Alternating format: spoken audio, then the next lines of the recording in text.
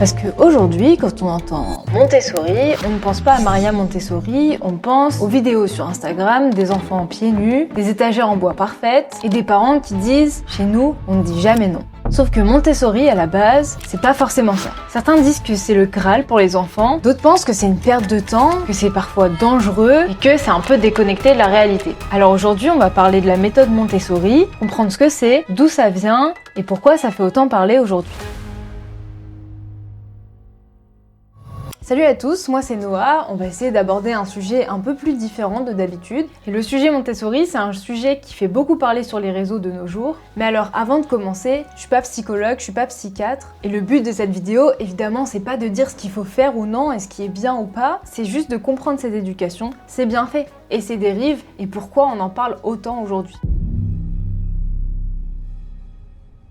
Alors l'éducation Montessori, elle s'est démocratisée et répandue en France, en particulier ces dernières années. Et cette méthode, elle vaut son nom à Maria Montessori. Elle est médecin et pédagogue italienne du début du XXe siècle. Elle observe les enfants et se rend compte qu'ils apprennent beaucoup mieux quand ils sont libres de choisir leurs activités plutôt que d'être dirigés tout le temps. Et elle, son idée centrale, c'est que l'enfant est un apprenant actif, il faut lui donner les outils adaptés à son âge, un environnement sécurisé et organisé. Et surtout, laisser la curiosité faire le reste. Maria Montessori n'a pas inventé sa pédagogie depuis un bureau ou un livre, elle en est arrivée là presque par accident. À la base, elle travaillait avec des enfants considérés comme handicapés ou en difficulté. À l'époque, on pensait que ces enfants ne pouvaient pas vraiment apprendre. Et au lieu de les forcer, elle observe, elle teste. La méthode consiste surtout de donner à l'enfant la possibilité de vivre naturellement et d'exercer sa spontanéité.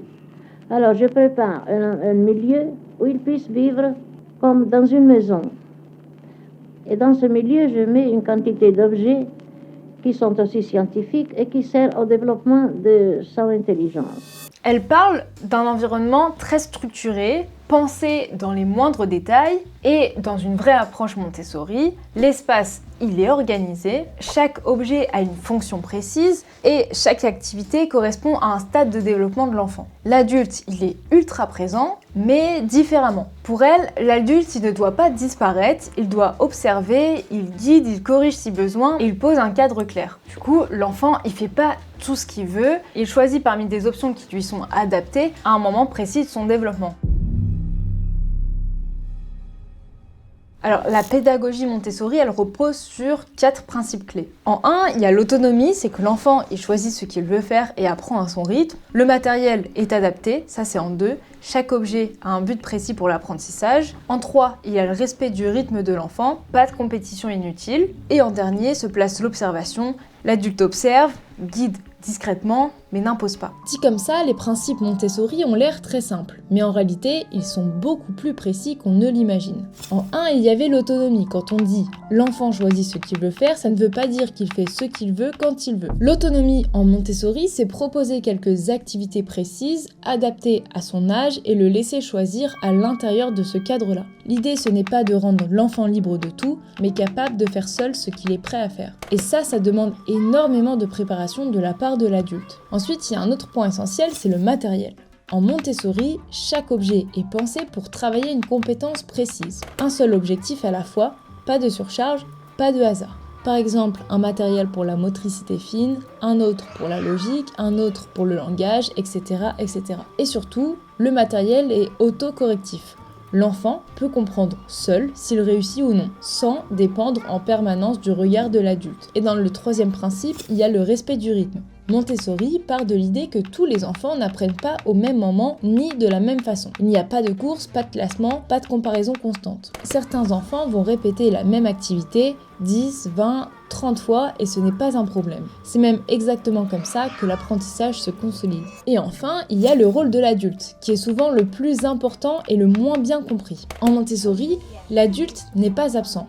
Il est même central. Il observe l'enfant, repère ses besoins, choisit le bon matériel, intervient au bon moment et pose un cadre clair. La différence, c'est qu'il ne fait pas à la place et qu'il n'impose pas en permanence. C'est une posture très exigeante. Il faut être présent sans être intrusif et guider sans contrôler. Sur papier, comme ça, on n'y voit pas de souci. Mais alors pourquoi cette éducation fait autant parler ? Alors depuis, la méthode, elle a été adaptée à toutes les sauces. J'ai l'impression qu'avec tout ce que j'ai trouvé sur internet, ces dernières années, c'est vraiment devenu comme un outil marketing pour faire vendre tout et n'importe quoi, des livres, des produits, des jouets, vendus sous le nom Montessori, sauf que la plupart, ce sont des dérives, ce sont même pas de la vraie méthode de Maria Montessori. Il y a d'autres règles qui ont été ajoutées, c'est beaucoup de gens qui se sont réappropriés la méthode. À l'époque, cette astuce, elle n'était pas prise comme une solution unique de méthode d'éducation parce qu'elle était considérée comme une option parmi tant d'autres. Et d'ailleurs, c'est pour cela qu'il y a eu des dérives et des nouvelles règles qui ont été ajoutées à ce que Maria Montessori avait recherché parce que l'éducation intégrale Montessori n'existe pas. Mais c'est là que le glissement commence. Montessori n'a jamais prétendu à couvrir tous les aspects de la vie d'un enfant. Parce qu'un enfant, ce n'est pas juste un apprenant, c'est aussi quelqu'un qui apprend à dormir, à gérer ses émotions, à vivre la frustration, à créer des liens, à comprendre les règles sociales, à vivre en groupe, etc., etc. Et tout ça, Montessori ne l'a pas théorisé. Elle n'a jamais prétendu répondre à tout. Montessori n'éduque pas un enfant, elle l'aide à apprendre. Et là, on va voir ce que Montessori n'est pas et à ce qui fait vraiment parler au quotidien, l'éducation Montessori qu'on voit beaucoup trop sur Internet. Du coup, pourquoi Montessori ça fait parler? Et ben en fait, on en revient toujours un peu à la même chose, à cause des réseaux. Là, on va arriver sur la partie qu'on voit beaucoup trop sur Internet et qui n'est pas considérée comme la méthode Montessori. En 1, il y a le fait de dire oui à tout. Ne jamais frustrer un enfant, ne jamais lui poser de limites, ce n'est pas considéré comme la méthode Montessori. Maria, elle, parlait de liberté dans un cadre, pas de liberté totale. Ça m'est déjà arrivé d'entendre des parents ou de voir des vidéos sur Internet où les gens disent « Moi, mon enfant, il apprend tout seul ». Sauf que ça, par exemple, ce n'est pas non plus Montessori parce que l'adulte, il est là pour montrer, pour accompagner, pour adapter. Et laisser un enfant en difficulté sans aide sous prétexte d'autonomie, ce n'est pas non plus considéré comme la méthode Maria Montessori. Il y a aussi une autre dérive très courante qui a tendance à agacer les gens sur Internet, c'est de faire de Montessori une identité morale ou une religion éducative. En mode, moi je fais Montessori, j'éduque différemment des autres parents, on fait de l'éducation positive, moi je fais bien, etc. Et en fait, Montessori, ça n'a jamais été pensé comme une religion éducative, ni même une éducation intégrale. C'est juste une méthode, un outil parmi tant d'autres. Et c'est pas censé être un jugement envers les autres parents. Et dernièrement, il y a d'autres dérives qui sont arrivées sur les réseaux sociaux et c'est le fait de mélanger ou de croire que pédagogie Montessori est égale à éducation positive. Ce sont deux choses différentes qui ont tendance à être associées ensemble et qui font parler. Montessori, c'est une pédagogie d'apprentissage. Elle concerne surtout le matériel, l'environnement, la manière d'apprendre, le développement cognitif et moteur. L'éducation positive, elle, s'intéresse davantage à la relation adulte-enfant. Elle repose sur des concepts issus des neurosciences affectives. Comprendre les émotions de l'enfant, accompagner sans violence, poser des limites sans punition humiliante et favoriser un attachement sécurisé. Ce sont deux approches différentes qui peuvent parfois coexister mais qui n'ont pas le même objectif. Le problème, c'est que sur les réseaux, tout est mélangé. Des pratiques d'éducation positive sont présentées comme Montessori alors qu'elles n'en font pas partie.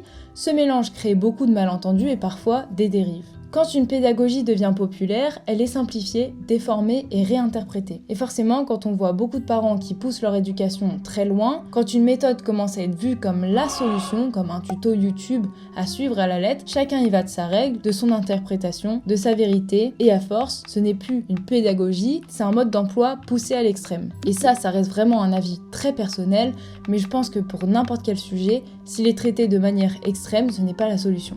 Alors on a parlé des dérives, mais il faut aussi parler des bénéfices de cette méthode Montessori. C'est pas du tout négatif, bien au contraire, on peut apprendre plein de choses. Et les études, elles montrent que Montessori, ça favorise l'autonomie et la confiance en soi, le développement de la motricité fine et la concentration, et ça encourage aussi l'apprentissage actif. Ce qui peut améliorer à long terme la réussite scolaire. Bref, quand elle est appliquée correctement, cette méthode elle a des réels bénéfices, surtout quand elle est appliquée dès la petite enfance. En gros, ton enfant, il peut devenir un petit Einstein comme il peut juste savoir parfaitement ranger des cubes, et les deux, c'est déjà pas mal.